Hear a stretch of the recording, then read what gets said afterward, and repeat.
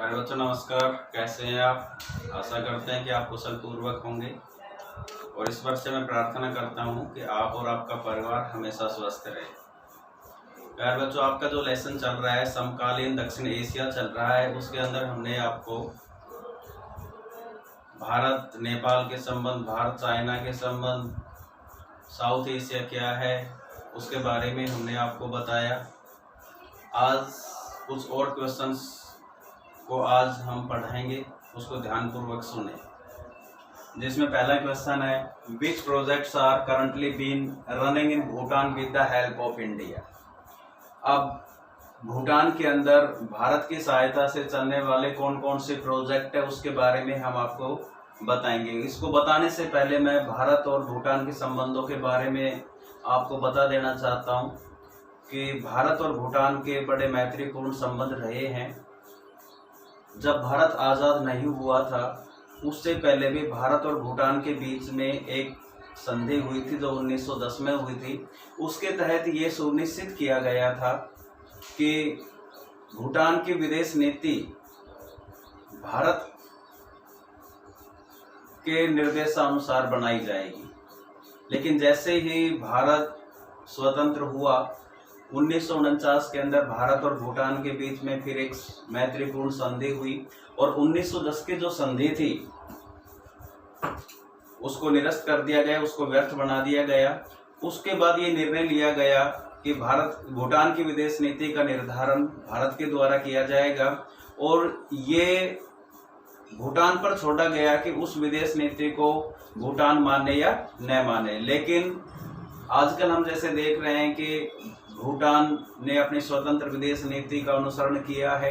कंप्यूचिया मामले में भी भारत ने जो विदेश नीति बनाई थी भूटान ने इसको नहीं माना।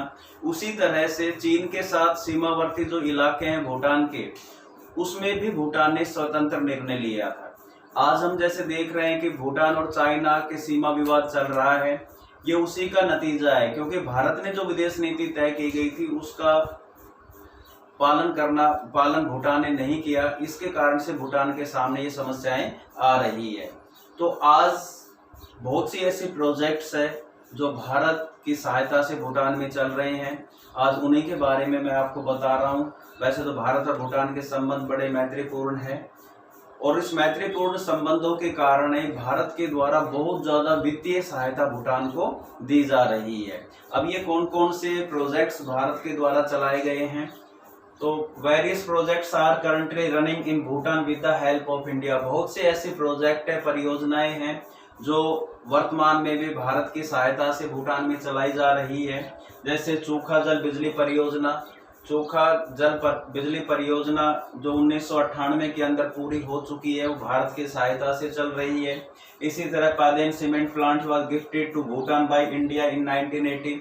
1980 के अंदर पैदेन सीमेंट संयंत्र था जो भारत ने उसको भेंट किया था, उसको गिफ्ट में दिया था। इसी तरह से medical project, water project, grid transmission lines, bridges and roads in Thimphu and Mongar are included in the project running in Bhutan with the India's help.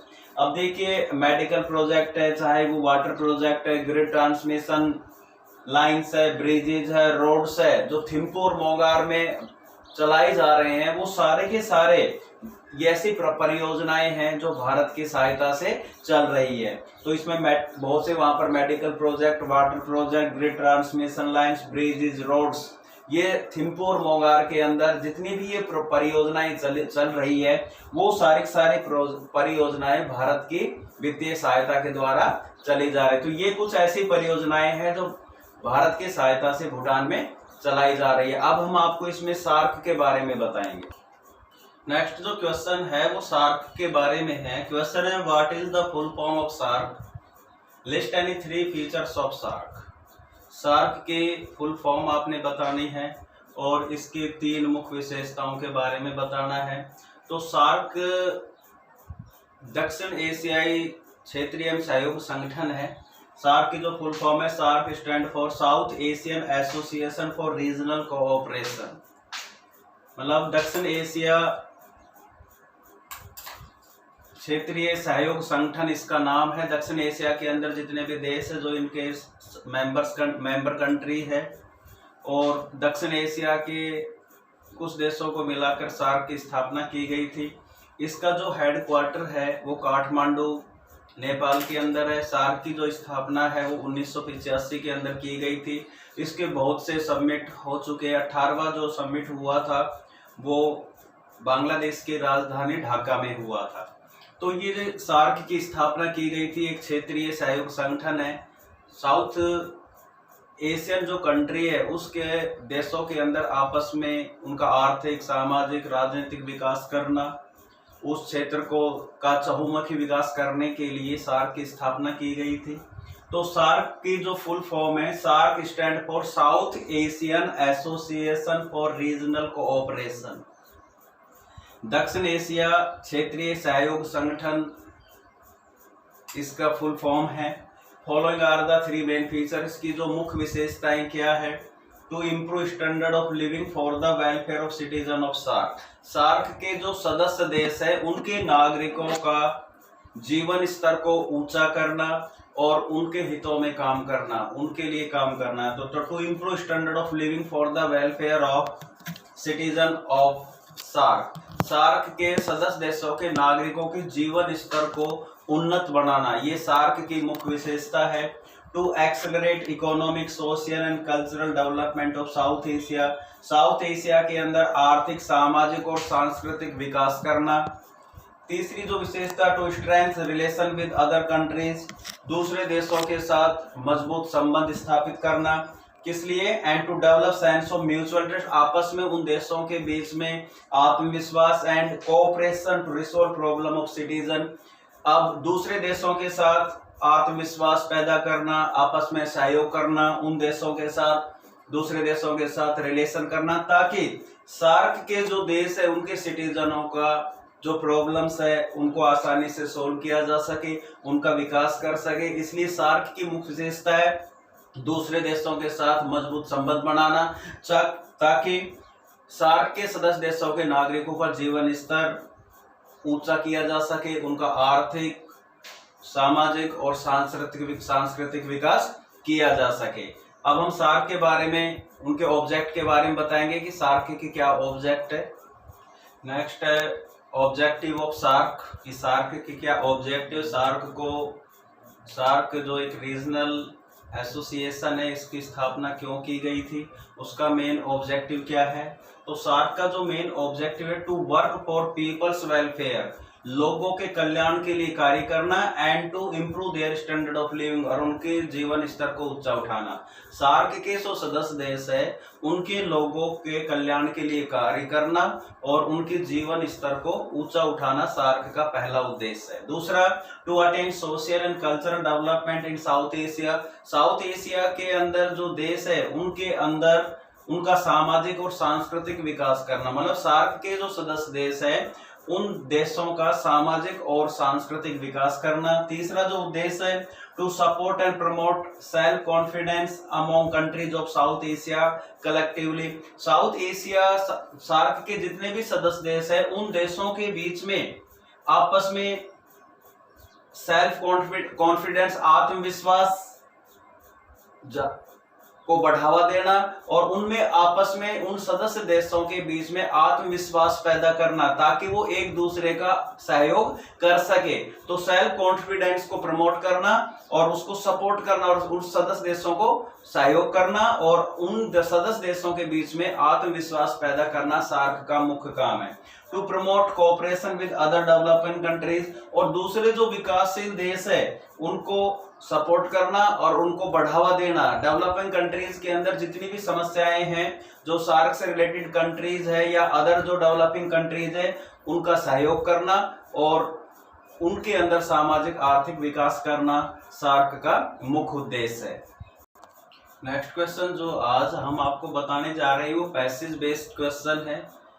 ऐसा क्वेश्चन आपके सीबीएसई के जो एग्जाम होंगे उसमें 5 मार्क का क्वेश्चन पूछा जाता है।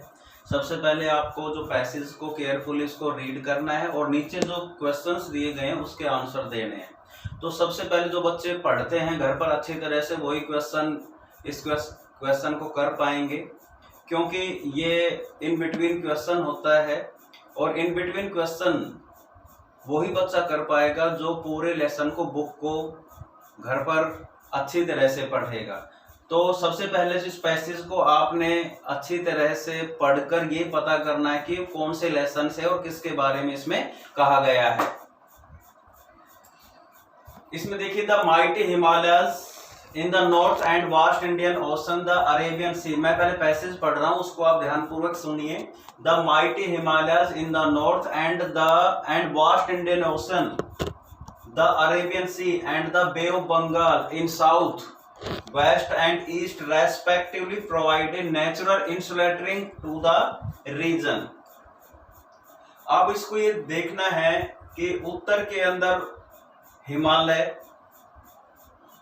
और एंड वास्ट इंडियन ओशन, और भारत का जो इंडियन ओशन है साउथ के अंदर, अरेबियन सी जो कि वेस्ट में है एंड बे ऑफ बंगाल जो ईस्ट में है, ये इसको एक विशिष्ट भौगोलिक क्षेत्र, एक अनूठेपन को प्रदर्शित करता है। And respective provided natural insulating, जो एक विशेष प्राकृतिक क्षेत्र इसको बनाता है, to region which is largely responsible for the linguistic, social and cultural distinctness of the subcontinent. और ये जो भौगोलिक विशेषता के कारण इस क्षेत्र के अंदर भाषाई, सामाजिक और सांस्कृतिक जो विविधता पाई जाती है, इस उपमहाद्वीप को एक विशेष बनाती है। Afghanistan, Myanmar are often included in this discussion, और इस चर्चा के अंदर अफगानिस्तान और म्यांमार को भी शामिल किया जाता है। Of the region as whole, China is an important player, China भी इस पार्ट का एक मुख्य भाग है, but it is not considered to be part of the region, लेकिन वो इस क्षेत्र का अंग नहीं है। तो सबसे पहले आप इसके बारे में पढ़ेंगे कि किसके बारे में ये पैसेज कहा गया है। तो देखिए, अब वो क्षेत्र जिसके उत्तर में हिमालय है, साउथ में इंडियन ओशन है, वेस्ट में अरेबियन सी है और ईस्ट के अंदर बे ऑफ बंगाल है, जो इसको एक भौगोलिक विशेषता प्रदान करता है, एक विशेष भौगोलिक क्षेत्र है। तो पहले इसके बारे में आपको पता करना है कि ये भौगोलिक क्षेत्र कौन सा है और किसके बारे में इसमें बोला गया है, जो कि इस क्षेत्र को एक विशेष प्राकृतिक अनूठेपन को प्रदर्शित करता है। और उसके कारण से, और इस विशेष प्राकृतिक क्षेत्र के कारण इसमें linguistic, social and cultural distinctiveness, बहुत ज्यादा इसमें भाषाई, सामाजिक और सांस्कृतिक जो विविधता पाई जाती है, इस भौगोलिक विशेषता के कारण ही है। और इस क्षेत्र के अंदर हम अफगानिस्तान और म्यांमार को भी शामिल करते हैं। China is important player, China एक इसमें मुख्य है, लेकिन वो इस क्षेत्र का हिस्सा नहीं है। तो आप इसके नीचे जो क्वेश्चन दिए गए हैं उस क्वेश्चन को भी आपने ध्यान से देखना है। सबसे पहले ये पूछा गया है, which region is being stated in the passage. ये जो पैसेज हमने पढ़ा है वो पैसेज किसके बारे में है। तो जो बच्चे पढ़ने वाले हैं वो इसको आसानी से समझ जाएंगे कि ऐसा क्षेत्र जिसके नॉर्थ में हिमालय, साउथ में इंडियन ओशन, वेस्ट में अरेबियन सी, ईस्ट में बे ऑफ बंगाल, और जिसके अंदर अफगानिस्तान, म्यांमार, इनको भी शामिल किया जाता है। तो वो क्षेत्र कौन सा, वो क्षेत्र है साउथ एशिया। किसके बारे में कहा गया है, साउथ एशिया के बारे में इसमें बताया गया। तो आपने आंसर देना है कि द पैसेज अबाउट साउथ, ये पैसेज किसके बारे में, साउथ एशिया के बारे में। अब नेक्स्ट क्वेश्चन है, which countries are included in this region. इस क्षेत्र में कौन कौन से देशों को शामिल किया गया है। तो आपको जैसे इसमें बताया गया है कि चाइना इस रीजन का पार्ट नहीं, तो चाइना का नाम इसमें लेना ही नहीं है। तो इसके अंदर कौन कौन से देश है, Bangladesh, Bhutan, India, the Maldives, Nepal, Pakistan and Sri Lanka. ध्यान दीजिए, बांग्लादेश, भूटान, इंडिया, मालदीव, नेपाल, पाकिस्तान एंड श्रीलंका, और अफगानिस्तान और म्यांमार को भी इसमें इंक्लूड कर लिया जाता है। तो ये साउथ एशिया बन जाता है, लेकिन चाइना इस क्षेत्र का अंग नहीं है। तो साउथ एशिया के अंदर कौन कौन सी कंट्री आ गए, इसमें Bangladesh, Bhutan, Nepal, the Maldives, Nepal, Pakistan, Sri Lanka, Afghanistan and Myanmar South Asia के अंदर आते हैं। नेक्स्ट क्वेश्चन है, does this region has some kinds of political system. क्या इस क्षेत्र के अंदर एक जैसी राजनीतिक प्रणाली को अपनाया गया है। तो एक जैसी राजनीतिक प्रणाली इस क्षेत्र में नहीं है। तो इसमें लिखना है, no this region has not same kind of political system. इस क्षेत्र के अंदर एक जैसा राजनीतिक प्रणाली नहीं है। जैसे कि आपको पता है कि इंडिया और श्रीलंका के अंदर डेमोक्रेटिक सिस्टम है, पाकिस्तान और जो बांग्लादेश है वो डेमोक्रेसी भी रहा है और वहां पर दूसरा जो शासन है मिलिट्री रूल भी वहां पर रहा है। इसी तरह से म्यांमार, भूटान और नेपाल के अंदर मोनार्किकल सिस्टम भी रहा है, भूटान के अंदर अब डेमोक्रेसी भी है। तो आपने देखा कि इस क्षेत्र के अंदर जितने भी कंट्री है उसमें एक जैसा पॉलिटिकल सिस्टम नहीं है। तो ये क्वेश्चंस आज हमने आपको बताया, इनको अच्छी तरह से वीडियो को देखते हुए समझना है और अपने फेयर नोटबुक में कीजिए। Thank you.